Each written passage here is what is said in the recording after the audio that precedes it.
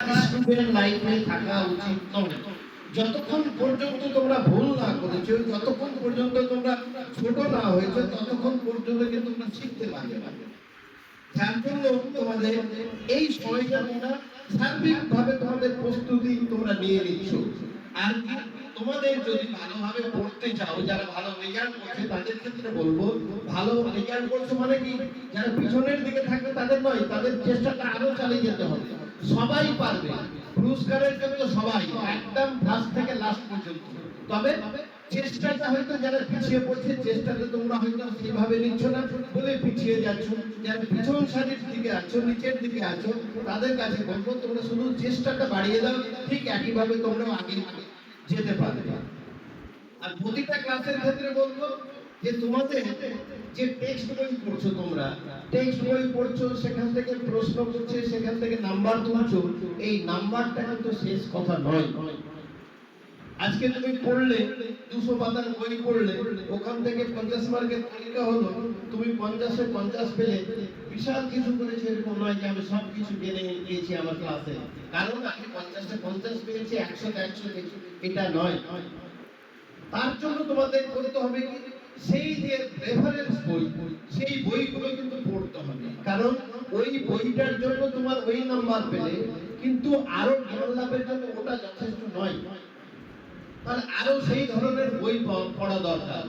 এই বইগুলো পড়লে হবে তোমার জ্ঞানের পরিধি বাড়বে, সাবজেক্টের প্রতি যে দখল সেটা কিন্তু বাড়বে। প্রত্যেকটা ক্লাসের ক্ষেত্রেই পড়া উচিত। কিন্তু তোমরা করো কি, টেক্সট বইটাই হয়তো ঠিকভাবে পড়ো না, সেটা কোনো ক্রমে স্কুলে বকাবকি করবে বা বাড়িতে বাবা মারা বকাবকি করবে, তার জন্য কোনো ক্রমে পড়া দেওয়ার জন্য বইটা পড়ছো। এইভাবে পড়ে কিন্তু জ্ঞান বাড়ে না। যেটা পড়ছো সেটা হয়তো 2-4 দিনের মধ্যে ভুলে যাবে। তো সেই রকম মানসিকতা থাকবে যে যত পড়বে তত শিখবে, যে সাবজেক্টই হোক, যত পড়বে তত শিখবে, এই মানসিকতা রাখবে। যার কারণে যদি টেক্সট বই পড়া কমপ্লিট হয় বা স্কুলের সাবজেক্ট সিলেবাসের পড়া যদি কমপ্লিট হয়ে যায়, তাহলে করবেন কি, তার সাথে সাথে সেই বই অনুযায়ী, সেই স্ট্যান্ডার্ড অনুযায়ী জানার জন্য তোমাদেরকে জানতেই হবে। যদি তুমি মনে করো যে আমার অঙ্ক বই আমি ক্লাস 7-এ পড়ছি, অঙ্ক বই আমার কমপ্লিট হয়ে গেছে, তাহলে এরকম মানসিকতা থাকবে না যে আমার অঙ্ক কমপ্লিট আছে, আমি সবই পারি। তুমি ক্লাস 7-এ পড়ছো, তুমি সবই পারো, এই ধারণাটা ভুল। তাহলে তোমাকে দেখতে হবে যে সেম অঙ্ক বইয়ের জন্য দোকানে আর কি বই পাওয়া যেতে পারে, বা তোমাদের যদি আত্মীয় স্বজনে সেই ধরনের বই থাকে 7 স্ট্যান্ডার্ড বা 8 স্ট্যান্ডার্ড, 9 যে ক্লাসে পড়ছে সেই অনুযায়ী সেগুলো প্র্যাকটিসের দরকার। ঠিক একইভাবে যদি ইংরেজি গ্রামার পড়ো, তোমার তাহলে লাগবে যে ইংরেজি গ্রামার যে ক্লাসে পড়ছো তোমরা, সেটার জন্য করবে কি, পরবর্তীতে কিন্তু রিলেটেড জিনিসগুলো তোমাদের পড়ে যেতে হবে, প্র্যাকটিসটা বাড়িয়ে যেতে হবে। অঙ্ক আর ইংরেজি দুটো সাবজেক্ট এই কারণেই বলছি যে কথাই বলে যে অঙ্ক পারে সে সবই পারে, একটা কথা আছে। তাহলে অঙ্ক পারে মানে সবই পারে, তোমার বুদ্ধি ঠিক আছে, শুধু কাজে লাগাতে পারছে না। যার কারণে যে অঙ্কটা তুমি বেশি প্র্যাকটিস করবে, তোমার ব্রেনের এক্সারসাইজটা বেশি হবে, তাহলে বাকি সাবজেক্টগুলো পড়ার ক্ষেত্রে সহজ একটু বেশি হবে। ইংরেজি কেন বলছি, যে ইংরেজি যেহেতু বিদেশি ল্যাঙ্গুয়েজ, ইংরেজি জানার জন্য গ্রামারটা বেশি দরকার, বোঝার জন্য দরকার, সবসময় আপডেট থাকা দরকার, তার কারণে প্র্যাকটিসটা বাড়িয়ে দিতে হবে। দুটো সাবজেক্টের প্রতি যখন তোমার দখল বাড়বে, তোমার কনফিডেন্সটা লেভেলটা হাই হয়ে যাবে, অটোমেটিক্যালি যখন অঙ্ক করবে, অঙ্কের সায়েন্স সাবজেক্টগুলো তোমার অটোমেটিক্যালি তোমার দখলে চলে আসবে। একইভাবে যখন ইংরেজি পড়ছো, বাকিগুলো যদি সহজ বলে মনে হবে, তার কারণ এগুলো করতে করতে তোমাদের একটা বড় যেটা তৈরি হবে, সেটা হচ্ছে পড়ার অভ্যাস তৈরি হবে। এই পড়ার অভ্যাস তৈরি করাটা সব থেকে বড় কঠিন। কারণ হচ্ছে সব থেকে যদি কঠিন কাজ আমরা মনে করি, তাহলে পড়াটাকে কঠিন মনে করি। যাদের মধ্যে পড়ার অভ্যাসটা তৈরি হয়েছে, তার মধ্যে কিন্তু শুধু বই নয়, যে কোনো বই পড়ার অভ্যাস থাকবে। আমরা সেই যুগে নেই এখন।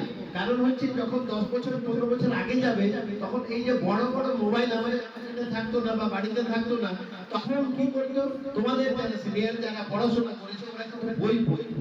এখন তোমাদের পড়তে গেলে কি হয়, যে আমি 2 ঘন্টা 3 ঘন্টা পড়লাম, আমার আর একটু ভালো লাগে না, তাহলে মোবাইলটা একটু দেখে নিই। আগে কি হতো, যে বই যখন পড়তে পড়তে বিরক্ত হয়ে গেল, তখন কি করবো, গল্পের বই বের করে কোনো মাস পড়া শুরু করলো, এইভাবে টাইম কাটাতে হবে। সেই জায়গায় কি চলে এসছে, সেই জায়গায় চলে এসছে কি মোবাইল। তাহলে কি হচ্ছে, আমাদের তো জ্ঞান বাড়ছেই না, উল্টো আমাদের এনার্জি নষ্ট হচ্ছে। সেই জন্য যদি তোমাদের মানসিকতা সেই জায়গাতে থাকে যে না বড় হয়ে পড়াশোনা করে আমরা কোনো কিছু করতে চাই সমাজের জন্য, নিজের জন্য, সব থেকে বড় কথা নিজের জন্য, তারপরে সমাজের জন্য যদি করতে চাই, তাহলে কিন্তু এই অভ্যাসটা এখন থেকে শুরু করতে হবে। নিজেকে যদি একজন মনে করে একজন ভালো মানুষ হিসাবে, যোগ্য মানুষ হিসাবে আমি পরিচয় দিতে চাই, তাহলে পড়ার কোনো বিকল্প নেই। যার কারণে তোমাদের কি হয়, তোমরা নার্সারি থেকে পড়া শুরু করেছো, এই জ্ঞান লাভের জন্য পড়া শুরু করেছো, বই মুখস্থ করে নাম্বার পেয়ে, এটার নাম জ্ঞান লাভ করা নয়। তোমার জ্ঞান যখন তুমি তোমার কর্মজীবনে অ্যাপ্লাই করতে পারবে, বাস্তব জীবনের সাথে তোমার যখন ডিসিশন মেকিং এ চলে আসবে, সেটাই হচ্ছে জ্ঞান। কোন কঠিন পরিস্থিতির সঙ্গে তুমি কি করবে, তোমার নলেজ দিয়ে তখন তার মোকাবিলা করতে পারবে, সেটাই হচ্ছে জ্ঞান। শুধু বই পড়ে নাম্বার পাওয়াটার নাম জ্ঞান নয়। মনে রাখো যে এখন পড়ে নাম্বার পাবে আর বাকি কিছু করতে পারবে না, কোনো কিছু বলতে গেলে নিজেকে এক্সপ্রেস করতে পারলে না, তারপরে তোমার জ্ঞান হয়নি, ব্যক্তিগত বিদ্যার মধ্যে তোমার কিছু থেকে গেছে। তাহলে বাস্তব জীবনের সঙ্গে যদি আমরা বেঁচে থাকতে চাই, তাহলে আমাদের পড়তেই হবে। শুধু টেক্সট বই নয়, টেক্সট বইয়ের আনুষঙ্গিক নিজের সাবজেক্টের প্রতি অভিজ্ঞতা বৃদ্ধির জন্য আনুষঙ্গিক বই পড়তে হবে, পড়ার চর্চা করতে হবে। যত পড়বে তত তোমাদের জ্ঞানের পরিসর কিন্তু আস্তে আস্তে বাড়বে। যার কারণে আজকে রেজাল্ট তোমাদের যেই হোক, ফার্স্ট সেকেন্ড সামেটিভে যারা হয়তো রেজাল্ট খারাপ করবে, একটা তো সহজ উপায় থাকছেই যে আগামী যে 4 মাস 5 মাস হাতে আছে, এই 4-5 মাসটা চেষ্টা করো যাতে আরো ভালো করতে পারো। তারপরে এরপরে রেজাল্টের পরে তোমাদের যে কক্ষ আছে, কক্ষগুলো পরিবর্তন হবে। এটা কখনোই মনে করবে না যে আমি হয়তো একটা কক্ষে ছিলাম, আমার সহপাঠীরা ছিল সেখানে, তাহলে কি হলো, সেখান থেকে রেজাল্টের ভিত্তিতে আবার কক্ষ চেঞ্জ হচ্ছে। তো এরকম মানসিকতা তোমাদের থাকবে না। ওই কক্ষের যারা স্যার ম্যাডাম ছিলেন, ঠিকঠাক ভাবে যত্ন নিয়ে পড়াতেন, আমি এই কক্ষে চলে আসলাম বলে আমার হয়তো ঠিকঠাক পড়া হবে না, এইরকম মানসিকতা বা এইরকম ধারণা তোমাদের রাখা উচিত নয়। কারণ হচ্ছে যে প্রত্যেকটা সেকশনের জন্য, প্রত্যেকটা কক্ষের জন্য স্যাররা চেষ্টা করে তাদের বেস্টটা দেওয়া।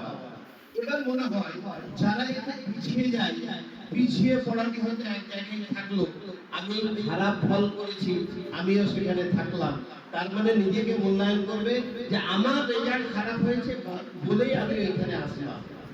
রেজাল্ট যদি আমার খারাপ হয়, আমি ঠিকঠাক ভাবে যদি পড়াশোনা না করি, তাহলে অবশ্যই যারা ভালো পড়াশোনা করেছে তাদের দলে থাকার আমার অধিকার নেই। তারপরে একটা সুযোগ আছে, 4 মাসের জন্যই আসলাম, এটাকে তোমরা নেগেটিভ হিসাবে নেবে না, এটাকে পজিটিভ আকারে নেবে যে আমি এখান থেকে পিছিয়ে গেলাম, ঠিক একইভাবে 4 মাসের মাথায় বা এর পরে যখন ফাইনাল পরীক্ষা হবে, আমি ঠিক এটা কভার করে দেব।